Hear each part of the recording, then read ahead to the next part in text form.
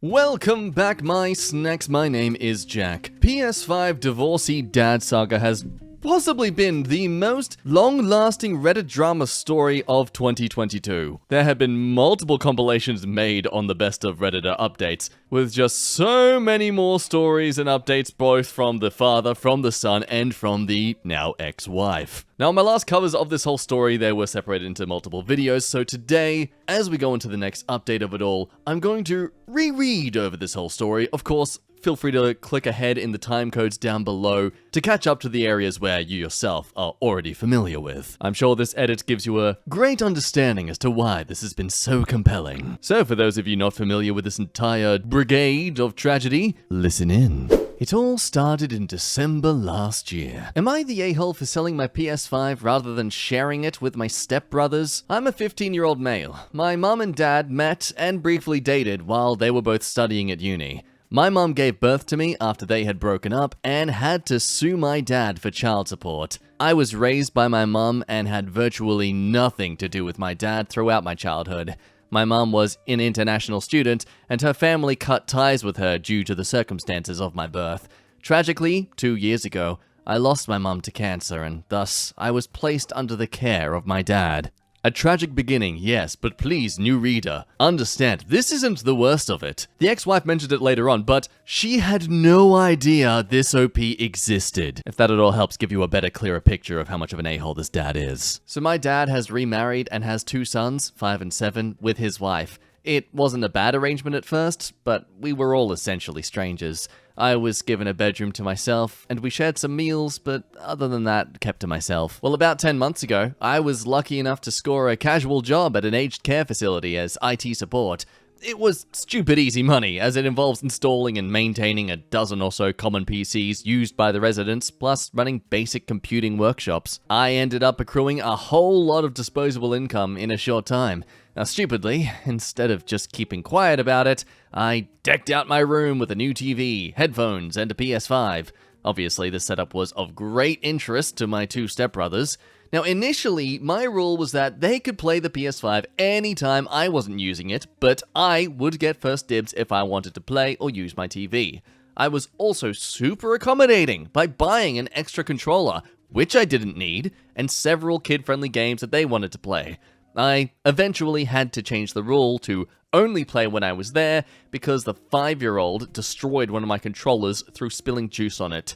This is where the drama started. They whined to my parents, who then ordered me to place the PS5 in the living room. I refused, stating that I had purchased it with my own money. This led to their argument that I have too much money and should contribute rent, utilities, and food money. I called their bluff and said, sure, draw up a contract and I'll get a lawyer to review it to ensure it complies with the Family Law Act. My dad then told the boys that he was going to buy a separate PS5 for the boys for Christmas, but the dude is clueless about the global shortage. So finally, last night, after realizing that he had zero chance of buying one for close to recommended retail price, my dad threatened me to either voluntarily gift my PS5 to the boys for Christmas, or he would toss it in the bin while I was at school. I was so ticked off that I went on Facebook Marketplace and sold the PS5. The boys found out today and were devastated. I feel really bad because they shouldn't be punished for this Schmidt show. My parents are in their room talking about me, and I'm sitting here in my room.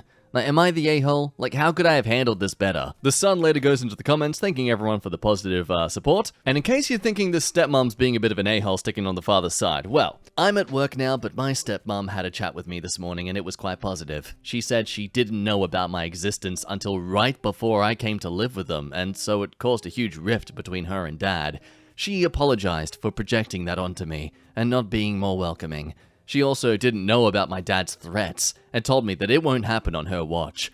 My half-brothers also admitted to her about the juice incident. She said that she is going to buy the boys a Switch for Christmas, and she offered to pay me the difference between the price of a PS5 and the one I bought.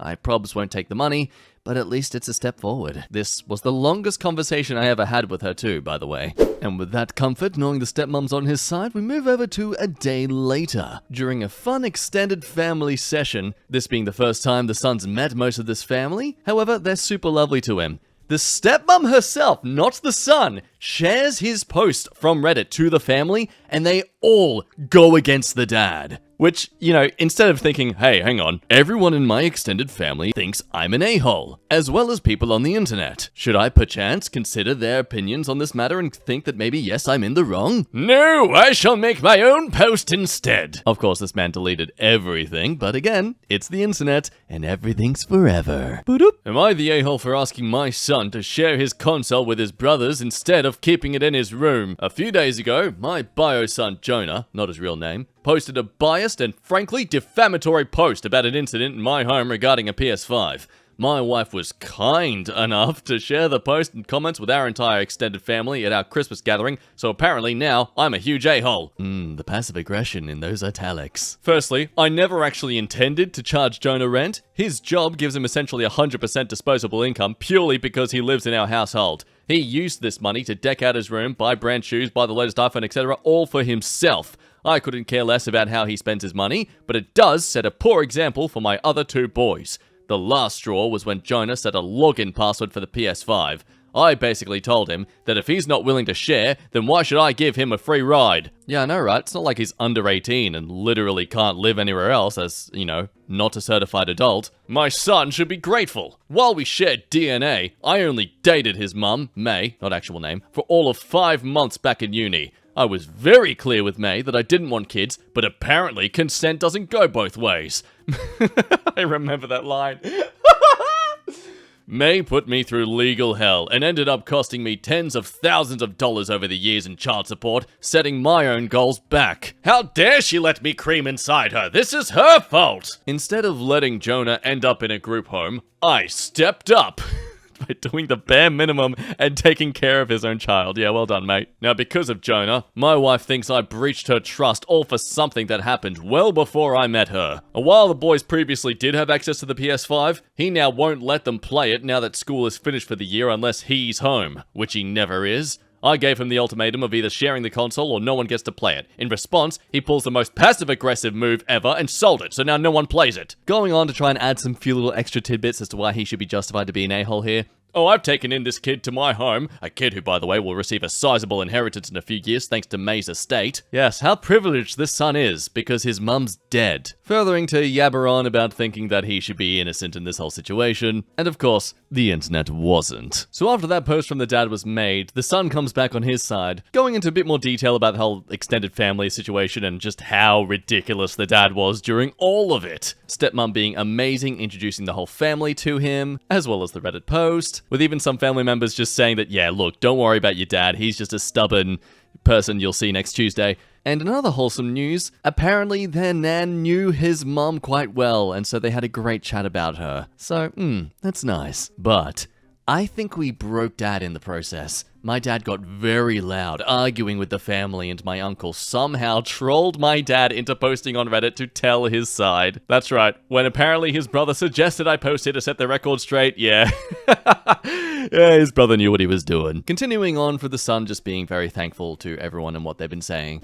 And with that all said, of course, the father resigns back to his cave of stupidity. Just kidding, no he doesn't, he comes back a month later. There's not much more to the story that we aren't already picking up on, the fact this guy's an a-hole. He asks us if he's the a-hole for intercepting and eating his son's food delivery while he was grounded. To essentially summarize, the son's basically trying to just wear headphones in the house, not engage with the father as much as possible because clearly they're not in the best relationship. I wonder why. It's the son's birthday coming up, but oh no, he's wearing headphones in the house and he hasn't fully finished some of his chores. Understandably, that justifies grounding him for 2 weeks. Unsurprisingly, this causes the emotional, rebellious teen to say go frick yourself and then shut himself in his room. But this naturally led to his actual grounding. Yeah, as if you weren't actually going to enforce it, mate. Of course, daddy not enjoying the lack of power because his son is actually tech savvy, he decides to cut off his devices from the home Wi-Fi, but of course the son uses a hotspot instead. And when he tries to order himself some food, well, the dad comes over and just takes the food for himself. Thankfully though, amazing stepmom catches him doing this sort of thing and calls him an absolute a-hole for doing so. Insanely, he still can't see how he's an a-hole after typing all of this. So who comes by underneath the top comment? Well, it is the son himself, letting us know he's all fine and okay. Turns out the stepmom vetoed the punishment, so he's all good to go out with his friends this weekend for his birthday. Also, one of his new uncles, on the mother's side, has asked me to stay with them for a while, which is also super cool. So I'm doing well and loving life. These comments are hilarious.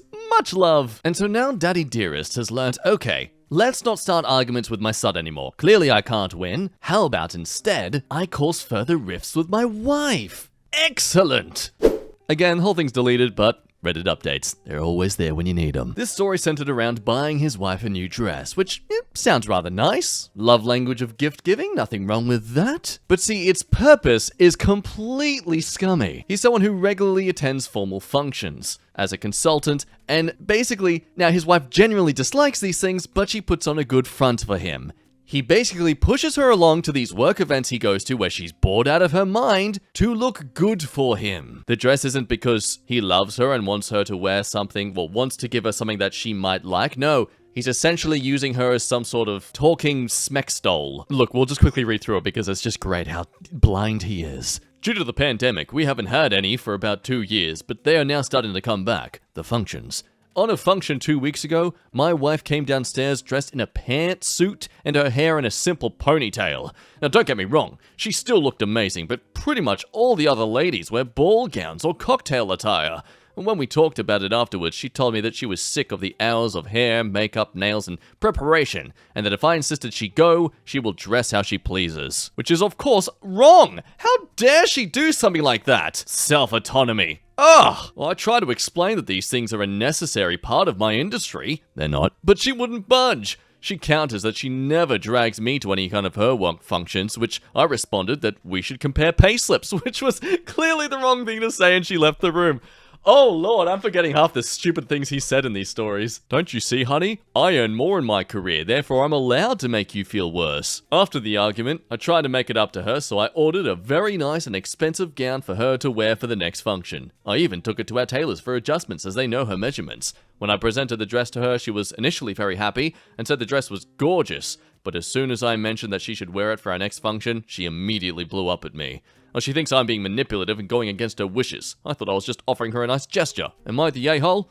Now, new listener or reader, if you're pondering why the hell this mother and wife is still around this man, well, fret not, because in the update from the father, we get this. I'm sure many of you would be ecstatic to know that my marriage may be over. I came home this evening to find that my wife and my 2 younger boys have left, probably at her mother's house. My oldest is still staying at my brother's house since the beginning of January. This has hit me hard. As Redditors know, like to remind me on a daily basis, I know that I have been a schmitty husband and father. I have some self-reflection to do.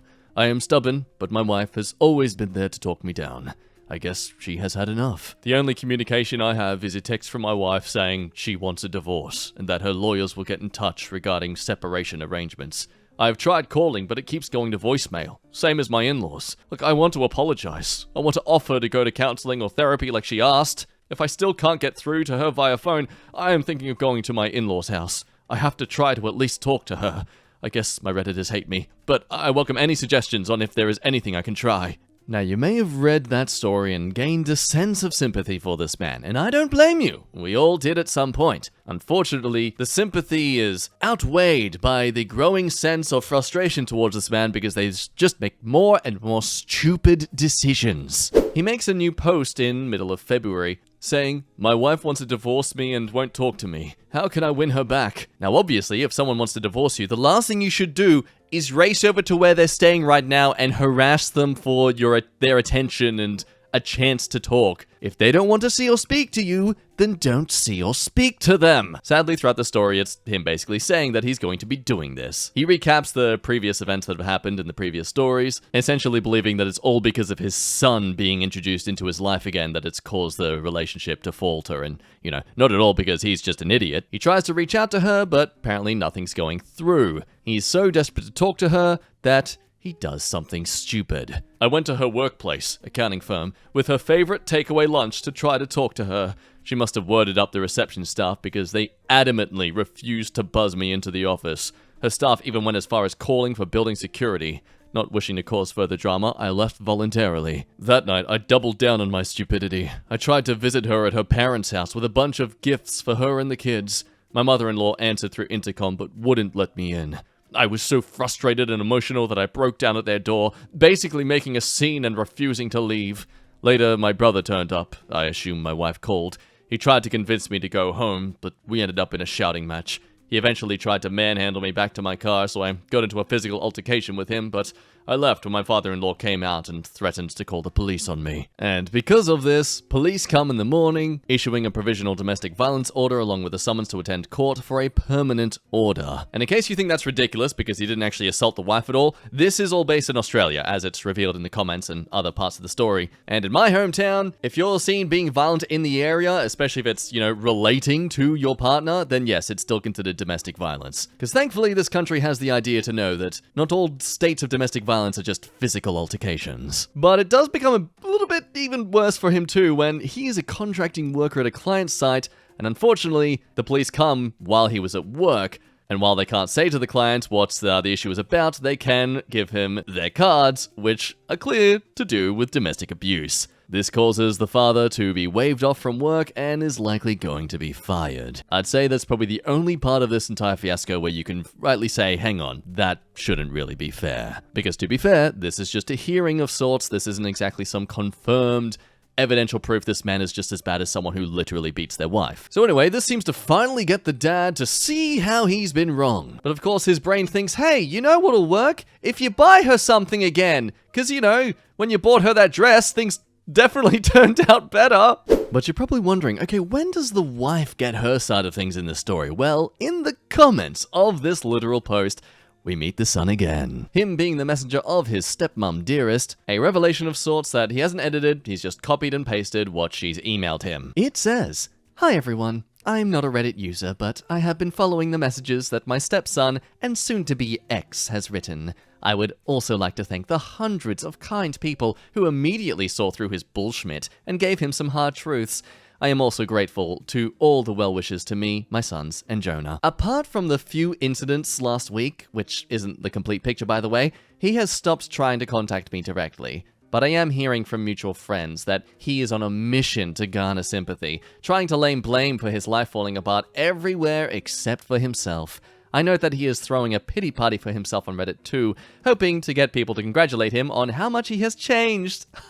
I want to set the record that this man deserves no sympathy. I have been with him for 8 years. Yes, I realize that I am a naive idiot, and I take my part of the blame for not only sticking around, but for having 2, now 3, incredible, light of my life, adorable children with this man. I will lay out the autopsy of my marriage and let people judge for themselves. And essentially it's an exposure of this man deserving to live in the 1930s. I met him when I was 21, a broke uni student trying to make it on my own. I met him while working at my part-time job. I was taken by his looks, his wealth, and his confidence. We got married within 3 months. I was stupid and vain, tricking myself into thinking he was the prince to whisk me off to a better life. After our wedding, the manipulation started. He wanted to convince me not to continue my studies. You don't need to, babe. I'll look after you. You just look pretty and look after my house. Yeah, that dress story is no longer surprising, isn't it? After the birth of our first child, I took 12 weeks off for maternity leave.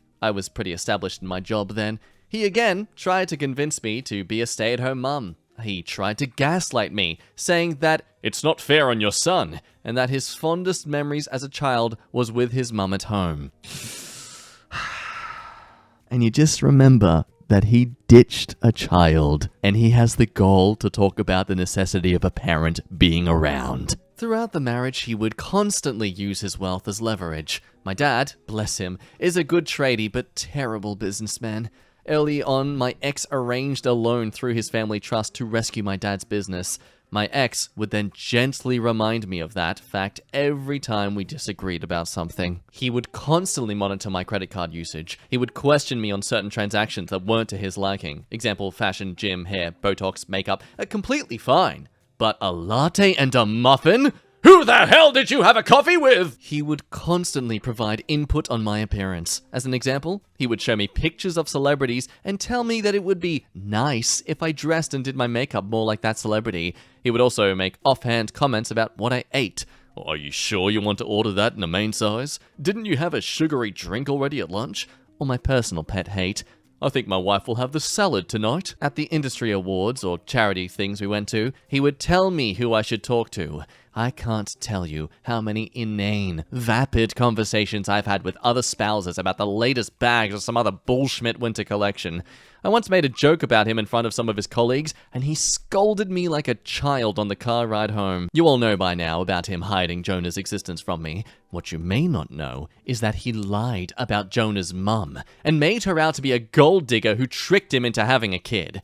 This is why my initial reception of Jonah was definitely not warm, and I am ashamed of it.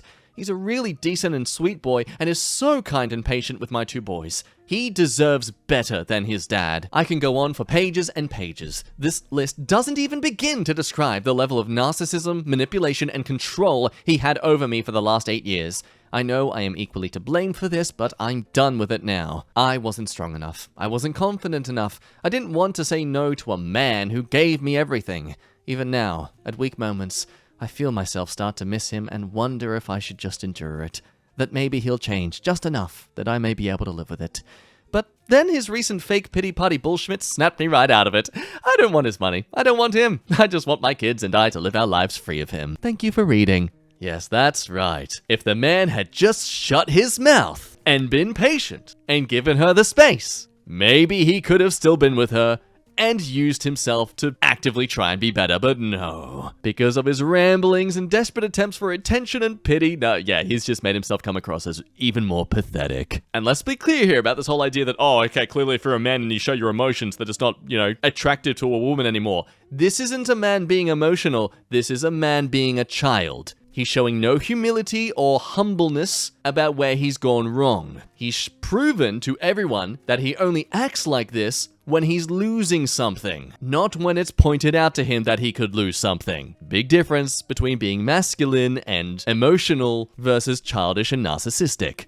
But then what's this post a little bit of a month or so later? Posted in r/OzLegal, again, deleted. But it was titled, Hiring an Investigator While Under Intervention Order in the Australian Capital Territory. The dad wrote, I'm just considering some options here. From a legal standpoint, is it illegal for person A to hire a private investigator to survey person B while person B has an intervention order against person A? So yeah, you understand why all these posts were deleted then. The man was trying to cover his tracks for his motivation to stalk his ex-wife. And in the comments were people aware of the fact that this is who he is. He deletes his own comment, but apparently he said this? Wow! Hey kids, welcome to another episode of How to Spot a Narcissistic D-Bag. The word of today is projection. Now it isn't until 3 months ago, so it had been about 5 or 6 months since all of those previous stories began, that we get another tidbit of drama from the dad, where he's got a new lady by his side, and as a way to prove he's a great father, delegates her to take care of his kids. Am I the a-hole for insisting that my girlfriend be allowed to pick up my children? I, 35 male, have recently separated, divorced not finalized, with my wife. We have 2 primary school-aged boys together, which I have custody of 1 weekend a fortnight, Friday to Monday morning. So just note that, every fortnight he gets 2 days of responsibility with them. I work fairly long hours, and every week my team goes out for dinner or drinks on Friday night. It's important team bonding, and I feel these sessions are a critical part of my job. My girlfriend, Jane, who's 25, is a primary school teacher from a different school to my boys. I recently filled out a form with my boys' school to designate Jane as a guardian for purposes of picking up and dropping off my boys at school. I commute the other way to my work on Mondays, whereas Jane works at a school near our boys' school. With the current custody arrangements, it's only 1 pickup and 1 drop-off a fortnight if Jane has to do it. Now, unbeknownst to me, the school sent the form to my ex-wife for her signature. My ex is now super mad at me. From my perspective, Jane is a perfectly acceptable person to look after our boys, as she is my girlfriend, a qualified educator, and the boys get along well with her. She only has to pick them up and drop them off, and maybe look after them for less than 2 hours without my presence. Well, my ex says I'm an a-hole, and I'm trying to shirk my responsibilities. I don't think that is fair. My ex is going through her lawyers to specifically write to me saying they prohibit this. I think she is overreacting because she is jealous. Am I the a-hole here? Now with this story, do your best to take it at a distance, away from the previous history they all have. Let's assume here that he is actively trying. Maybe he didn't actually choose to only do 2 days. Maybe he wanted more, but he's willing to accept a little to, you know, baby step his way onto having more time with the kids. That, or he's given up on them because, oh, pity him. Oh, he's such a victim. But either way, if she's literally a school educator herself, the kids are getting along well with her, do you think maybe it is fair that Jane be allowed to do this for him if he literally isn't available to do it himself? I mean, he's having to go across town to do so. But then again, from how he's tried to explain things in the past, can we really trust this is as big of a deal for him as it actually is? Because as we all know, it's very critical of your job in team bonding to, you know, go out for dinners and drinks on a Friday night. Oof. If you miss out on one, then, you know, you fail, don't you? You're never going to get that promotion if you prove that you're actually a really, you know, good family man. And so now we come to the latest story of it all, over to relationship advice. However, this gentleman posted this story into multiple subs, just really trying to farm any pity he can get, where his attempts to fix everything that went wrong resorts to doing some stupid rom-com Adam Sandler film script. Best way I can describe this. My soon-to-be ex-wife is not happy with my holiday plans. And one thing interesting to note, I think he attempted to dissuade anyone thinking it was the same guy by changing the ages of him and his ex-wife. Anyway, both of us had been separated for about 6 months, but not divorced. We were together for 10 years. We have 2 primary school-aged boys. She has more custody than I do at the moment because of my work schedule, but my aim is to work towards joint custody. We came to an agreement to split the school holidays between us, I the first week and her the second. I had such a blast with the boys during my week, playing games and watching movies with them at my new apartment. Just before my wife's week commenced, I asked if we could all do a few things together. We go watch a movie, having a meal together, etc. It would be nice for the boys to see their parents get along after all. To my shock, my wife said that she had already booked a holiday for the boys and I would have no access to them for the entire week. Fortunately, my oldest boy told me that my wife had organized a cruise for them. To make things worse, it was the cruise that my wife and I talked about taking us when we were younger. I was admittedly very hurtful that my wife would take my dream family holiday without me. Apart from my personal feelings, I was mainly concerned about the safety of taking 2 boys by herself. A lot can happen on a cruise ship. I didn't know if she is going to be alone or with a boyfriend or a group, so my main goal is to ensure the safety of my boys. Look at him try and justify himself. I took time off work and also booked a cabin on that same ship. Luckily, there were plenty of vacancies. I don't want to be intrusive on my wife's time with the boys, but I thought it was a sweet gesture that at least I can look after the boys while she gets a massage or wants some time alone. I even got a VIP cabin suite so the boys can have room to sleep over. When I surprised her on the ship, she went ape-schmidt ballistic at me. In fact, she screeched so loud that security had to intervene, and we were all interviewed separately by the head of security. The head of security seemed to immediately take my wife's side, white knights, and told me to stay away from my family. But, I mean, it's a ship? I've just been hanging in my room for the last few days, but I'm not sure the direction from security is enforceable. Obviously, my wife has once again misinterpreted my nice gesture. I didn't go on the cruise to interrupt her trip, merely to make life easier for her to enjoy herself while spending time with the boys. Any advice for me? Sir, please leave the country. Move. Find a new life for yourself. You need it. And the great thing here is, so people obviously are like, hey, we remember you, man. Here's a list of all the things you did terribly about this whole situation and why you have no right to even expect any pity from your ex-wife. Opie says, well, that's not what happened. I've deleted all those previous posts. How do you people keep following me? So, yeah, you can see where this guy's coming from. People saying, so Opie is so narcissistic he cannot see the error of his own ways even if his life depended on it. No, I say a few things and people extrapolate what they want from it. They haven't seen my wife and I at our best. You mean the times you were manipulating and lying to her?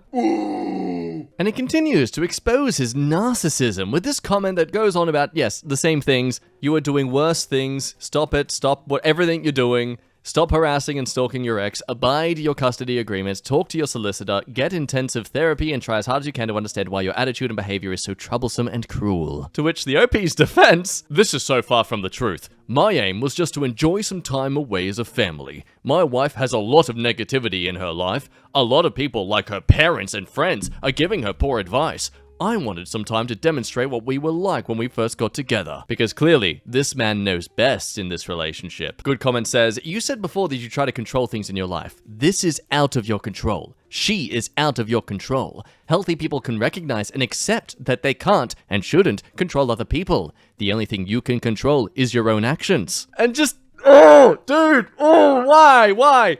I think you're wrong. I know my wife. She is very easily manipulated and influenced. Yeah, we know you know that, mate. We had a great life. What logical reason would she have to give that up? It's all those external people that are preventing her to be happy. Oh, so you think your wife is a stupid child who can't think for herself? Please, tell her that. Then come tell us how she reacts. I'm sure it'll be very entertaining. And yeah, that's really where it all ends for now. But I say that with extreme hope that it does end. I really feel for this ex-wife and the family still having to deal with this grade A a-hole. Clearly the man who really treasured the time he had with his mother growing up always got what he wanted, and now that he lives in a world where he can't get whatever he wants from mummy dearest or wifey dearest, he's just breaking down into a sense of insanity. Poor baby. With that said, we'll end the video there. Thank you for watching. Again, fingers crossed there's no more updates to all this because I don't want to have to keep rereading it, as hilarious as it is. If you made it this far in the video, I love your face. Thank you so much for supporting the channel. Be sure to like and subscribe if you'd like to come around on the often regular and see more. Otherwise, you be good. Thank you again, not so much to the dad here, but to the wife and the son for sharing us their stories and all this. And until next time,